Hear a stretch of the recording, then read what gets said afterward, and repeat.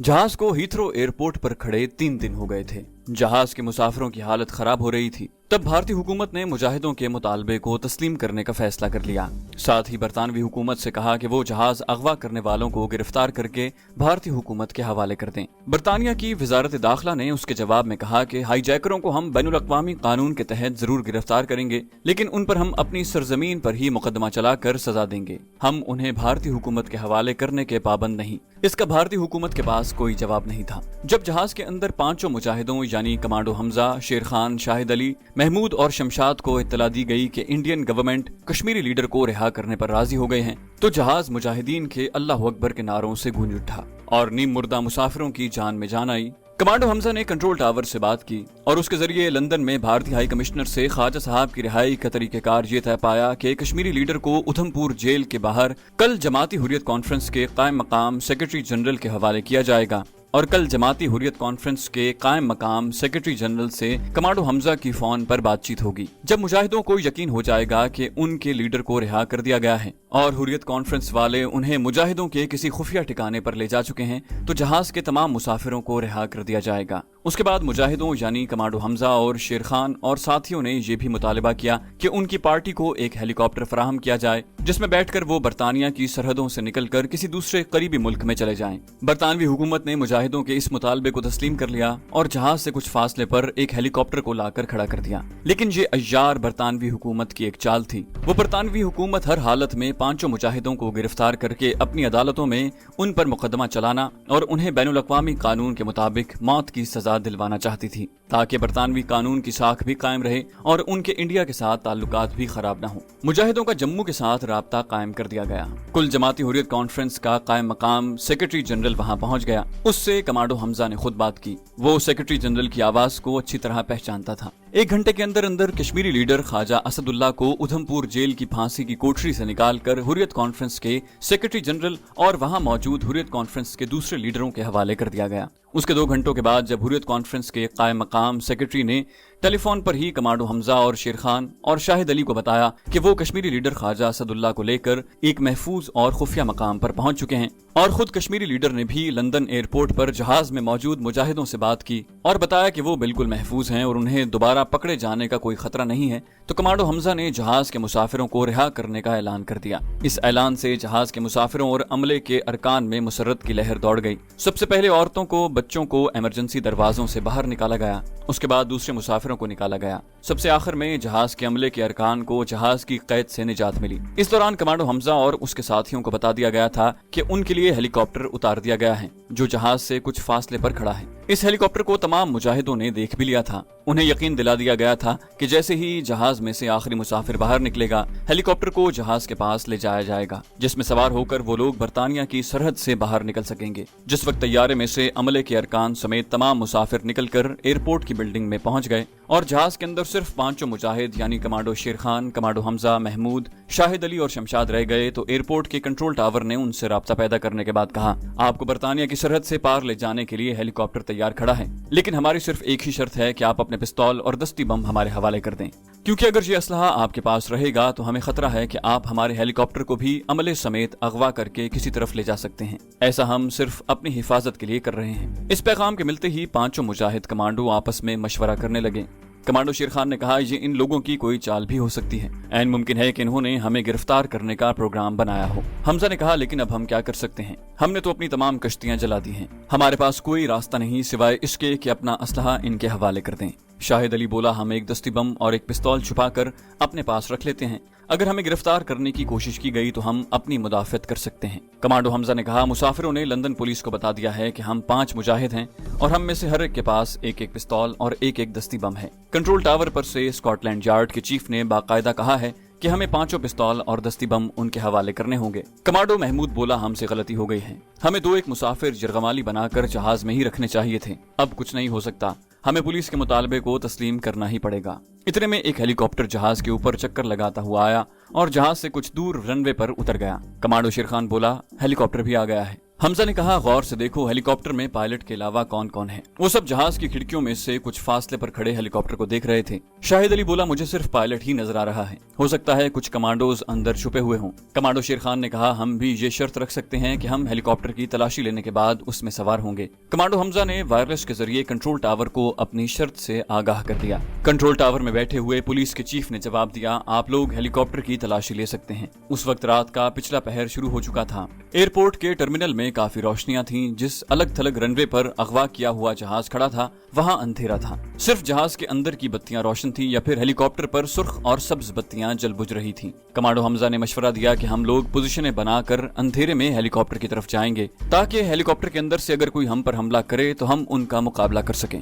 شاہد علی نے کہا ہمارے پاس صرف پستول ہیں اور 5 دستی بم ہیں، ہم زیادہ دیر مقابلہ نہیں کر سکیں گے۔ شیر خان بولا اگر ہم پر حملہ کیا گیا تو ہم یوں ہی تو اپنے آپ کو ان کے حوالے نہیں کر دیں گے، ہم آخر دم تک مقابلہ کریں گے اور اگر ہمارے حالات ہمارے خلاف ہو گئے تو ہم میں سے ہر کوئی فرار ہونے کی کوشش کرے گا۔ پھر ایک دوسرے کی خبر رکھنے کی ضرورت نہیں ہوگی، جس کو جس طرف راستہ ملے گا بھاگ جائے گا، اگر زندہ رہے تو پھر ملاقات ہو جائے گی۔ مگر کنٹرول ٹاور کو ہم یہی بتائیں گے کہ ہمارا ایک کمانڈو ہیلی کاپٹر کی تلاشی لینے آ رہا ہے، باقی ہم چاروں کمانڈوز اندھیرے میں متحرک پوزیشنیں بنا کر اپنے ساتھی کو حفاظتی چھتری یعنی کور شیلڈ مہیا کریں گے۔ اس فیصلے کے بعد کمانڈو حمزہ نے وائرلیس پر کنٹرول ٹاور سے رابطہ قائم کیا اور پولیس چیف سے کہا ہمارا ایک آدمی ہیلی کاپٹر کی تلاشی لینے جہاز سے باہر نکل رہا ہے، اگر اس نے ہمیں اشارہ کر دیا کہ ہیلی کاپٹر میں پولیس یا فوجی موجود نہیں ہیں تو ہم اسلحہ آپ کے آدمی کے حوالے کر کے ہیلی کاپٹر میں سوار ہو جائیں گے۔ پولیس چیف نے کہا ہمیں منظور ہے، آپ اپنا آدمی ہیلی کاپٹر کی طرف بھیجیں۔ اسکاٹ لینڈ یارڈ یعنی لندن کی پولیس نے جو چال چلی تھی اس سے یہ مجاہد بدقسمتی سے بے خبر تھے۔ جس وقت پولیس چیف نے کمانڈو حمزہ سے کہا تھا کہ اپنا آدمی ہیلی کاپٹر کی طرف بھیجیں، اس وقت برٹش آرمی کی کمانڈو بٹالین کے فوجی جہاز اور ہیلی کاپٹر کے ارد گرد اندھیرے میں پوزیشنیں سنبھال چکے تھے۔ کمانڈو شمشاد ہیلی کاپٹر کی چیکنگ کے لیے جہاز سے اتر کر ہیلی کاپٹر کی طرف بڑھا۔ جیسے ہی وہ ہیلی کاپٹر کے قریب پہنچا اور اس پر ہیلی کاپٹر کی روشنی پڑی، گھات میں چھپے ہوئے برٹش کمانڈو پارٹی نے اس پر فائر کھول دیا۔ کمانڈو شمشاد گولیوں سے چھلنی ہو کر گرا۔ کمانڈو حمزہ نے چلا کر کہا شیر خان اٹیک۔ اس کے ساتھ ہی کمانڈو شیر خان، شاہد علی، کمانڈو محمود اور کمانڈو حمزہ نے جس طرف سے کمانڈو شمشاد پر فائر آیا تھا اس طرف فائرنگ شروع کر دی۔ کمانڈو حمزہ نے ہینڈ گرینیڈ بھی پھینکا، لیکن صرف پستولوں اور 4 دستی بموں سے یہ لوگ برٹش آرمی کی پوری کمانڈو بٹالین کا مقابلہ نہیں کر سکتے تھے۔ شمشاد تو شہید ہو چکا تھا۔ انہوں نے منصوبے کے مطابق فائرنگ کرتے ہوئے اندھیرے میں رن وے کے دوسرے رخ کی جانب بھاگنا شروع کر دیا۔ ان پر برطانوی کمانڈوز کا بے پناہ فائر آ رہا تھا، لیکن یہ بھی کمانڈوز تھے، انہیں اپنا بچاؤ کرنا آتا تھا، مگر وہ ایک دوسرے سے الگ ہو گئے تھے۔ ایک کو دوسرے اور دوسرے کو تیسرے کی خبر نہیں تھی۔ ان کا منصوبہ بھی یہی تھا کہ اگر حملہ ہو جائے تو جان بچا کر جس طرف راہ فرار ملے اس طرف فرار ہونے کی کوشش کی جائے۔ شیر خان بھی اپنے ساتھیوں سے جدا ہو چکا تھا اور رن وے کی دوسری طرف گھاس اور جھاڑیوں کی آڑ لیتا پیچھے ہٹ رہا تھا۔ ساتھ ساتھ وہ اکا دکا فائر بھی کرتا جا رہا تھا۔ اس کے پاس صرف ایک ہی میگزین تھا جس کی گولیاں ختم ہوتی جا رہی تھیں۔ اس کے پاس صرف ایک دستی بم تھا جو اس نے کسی خطرناک موقع کے لیے سنبھال رکھا تھا۔ وہ اندھیرے میں ہی تھا۔ کھلی جگہ پر آیا تو وہاں سرد دھند نے کمانڈو شیر خان کو ایک اچھی آڑ مہیا کر دی۔ اس کے میگزین میں چند ایک گولیاں ہی باقی رہ گئی تھیں۔ جس طرف وہ پیچھے ہٹتا جا رہا تھا اس طرف کچھ فاصلے پر 3 بلند عمارتیں نظر آ رہی تھیں جن میں روشنی ہو رہی تھی۔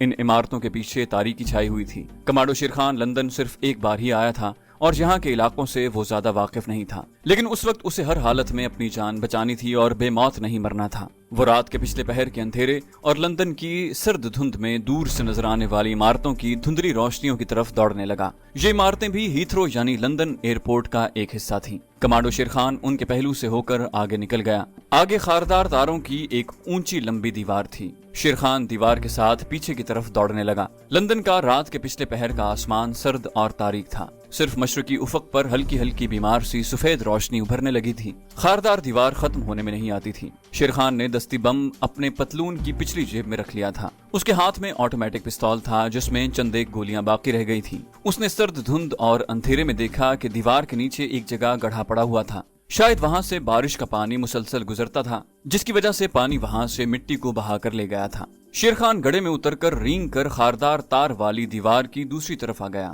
اب وہ لندن ایئرپورٹ کی حدود سے نکل آیا تھا۔ اس نے ایک چھوٹی سی سڑک کراس کی اور سامنے درختوں کے جھنڈ میں گھس گیا۔ یہ کوئی جنگل نہیں تھا بلکہ بہت بڑا پارک تھا۔ پارک کے وسط میں میدان تھا جس کے کنارے کنارے لکڑی کا جنگلہ لگا ہوا تھا۔ کمانڈو شیر خان جنگلے کے ساتھ ساتھ ہو کر تیز تیز چلنے لگا۔ اب وہ دوڑ نہیں رہا تھا۔ اسے یقین ہو گیا تھا کہ وہ کسی حد تک خطرے کی حدود سے دور جا چکا ہے۔ اس نے ایک جگہ رک کر اپنے سانس کو بحال کیا۔ अपनी जेबों की तलाशी ली। उसके पास इंडियन करेंसी के 100 के 3 नोट थे और कुछ रेजगारी थी। ये करेंसी लंदन में फौरी तौर पर उसके काम नहीं आ सकती थी। ये करेंसी बरतानवी पाउंड में तब्दील होकर उसके काम आ सकती थी। हालत ये थी कि कमांडो शेर खान उस इलाके से बिल्कुल बेखबर था। सर्दी बड़ी शदीद पड़ रही थी। उसने सिर्फ एक कमीज ही पहन रखी थी। दौड़ते और तेज तेज चलते वक्त उसे सर्दी का इतना ज्यादा एहसास नहीं हो रहा था, लेकिन अब जबकि वो नॉर्मल रफ्तार से चल रहा था और कोई पनाहगाह तलाश करने की फिक्र में था, तो उसे सर्दी लगने लगी थी। यूरोप की सर्दी हमारे यहाँ की सर्दी से बड़ी मुख्तलिफ और शदीद होती है। हमारे मुल्क में तो सर्दी से बचने के लिए धूप में बैठो तो बड़ी गर्माइश मिलती है,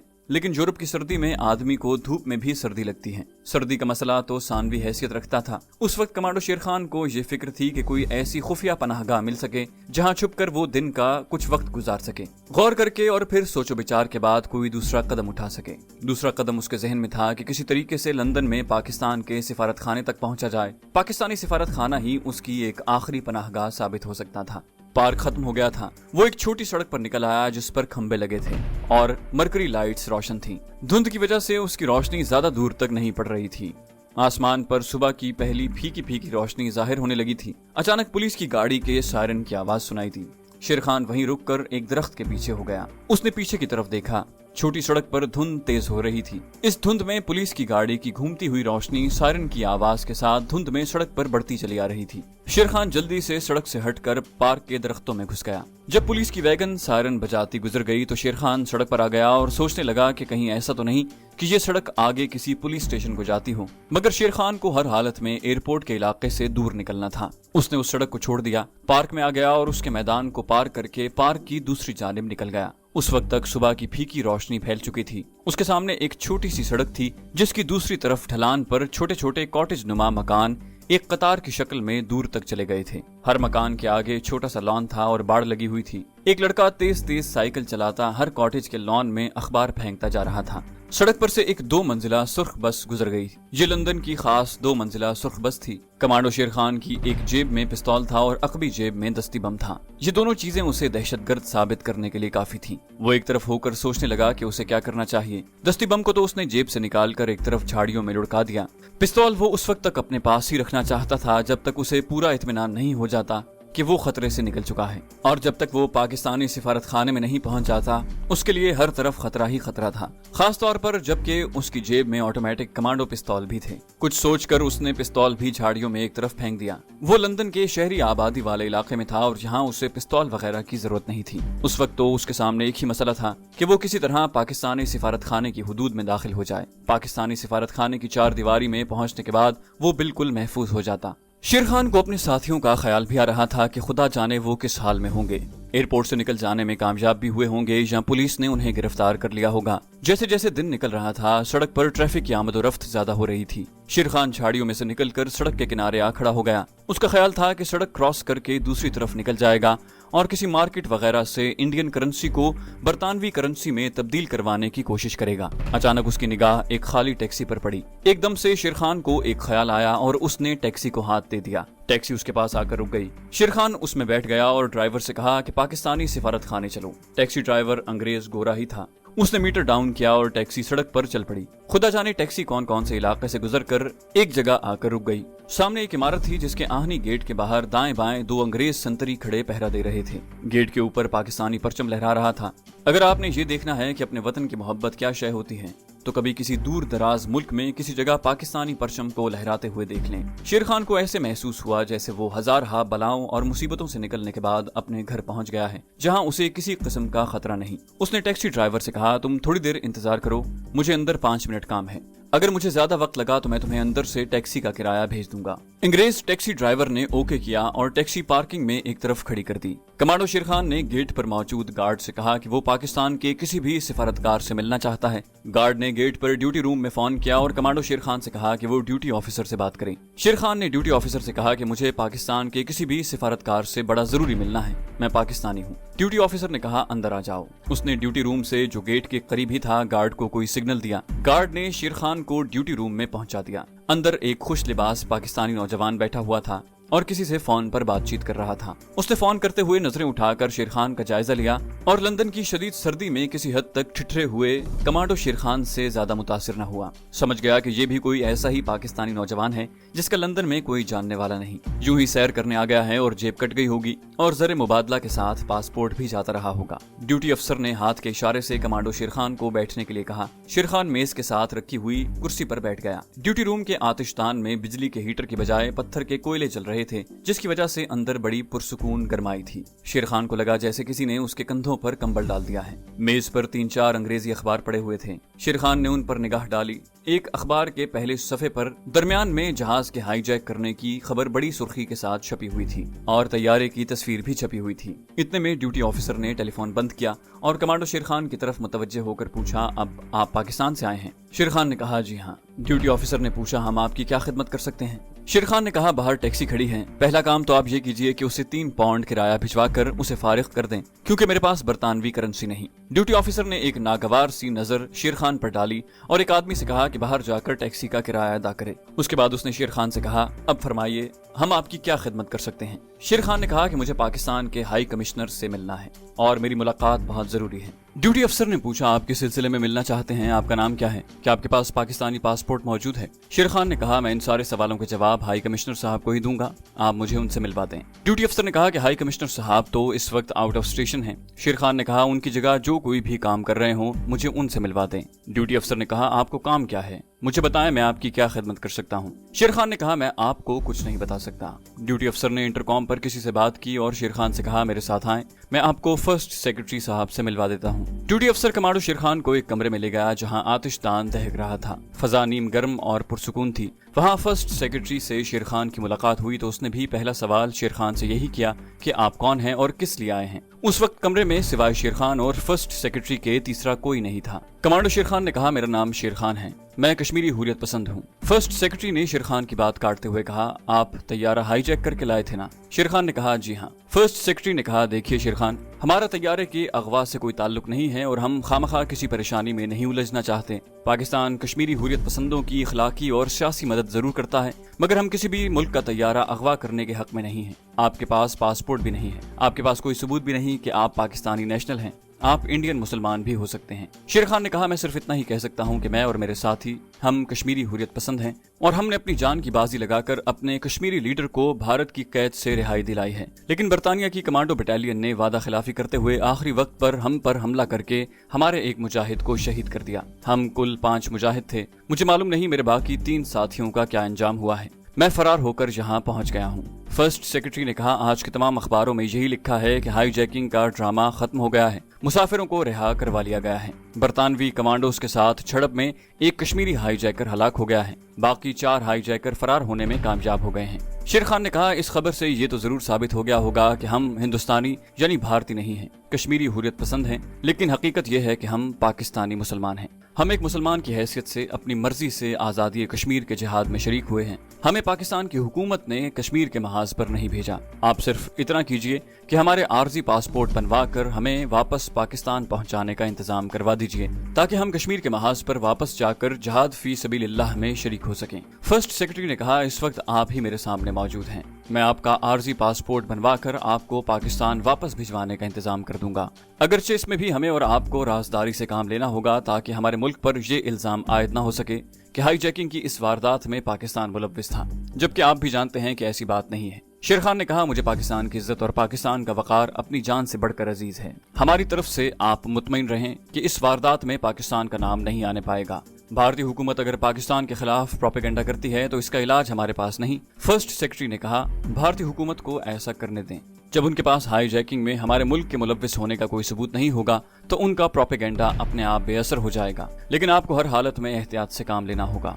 आपको हम कल ही किसी फ्लाइट पर पाकिस्तान रवाना कर देंगे, उस वक्त तक आप हमारे सिफारत खाने में रह सकते हैं। शेर खान ने कहा, जब तक मुझे अपने साथियों के बारे में इल्म नहीं हो जाता कि वो कहाँ हैं और किस हाल में हैं, मैं वापस नहीं जा सकता। मुझे हर हालत में पहले उन्हें तलाश करना होगा, तो पहले आप अपने साथियों का खोज लगा लें। जब वो आपको मिल जाएं तो हमें इत्तला कर दें। शेर खान ने कहा, मेरे पास बरतानवी करेंसी नहीं है, मुझे इतनी रकम दे दीजिए कि मैं किसी होटल में 1-2 रोज के लिए अपने साथियों को तलाश करने के लिए रह सकूं। फर्स्ट सेक्रेटरी ने कहा, इसका बंदोबस्त हो जाएगा। उसके बाद फर्स्ट सेक्रेटरी ने कमांडो शेर खान को इतनी रकम दी कि वो किसी मामूली दर्जे के होटल में कम से कम 3 दिन तक ठहर सकता था। उसने शेर खान को लंदन के एक इलाके में एक गरीबाना होटल का पता भी दिया। कमांडो शेर खान को बखूबी इल्म था कि इतने बड़े शहर में अपने मफरूर साथियों को तलाश करना कोई आसान काम नहीं है, बल्कि करीब करीब नामुमकिन है। लेकिन वो अकेला कश्मीर वापस नहीं जा सकता था। सिफारत खाने में ही शेर खान को गर्म स्वेटर, गर्म जैकेट और मफलर पहनने को दिया गया, क्योंकि लंदन की सर्दी शदीद थी। शेर खान सिफारत खाने से निकलकर एक टैक्सी में बैठा,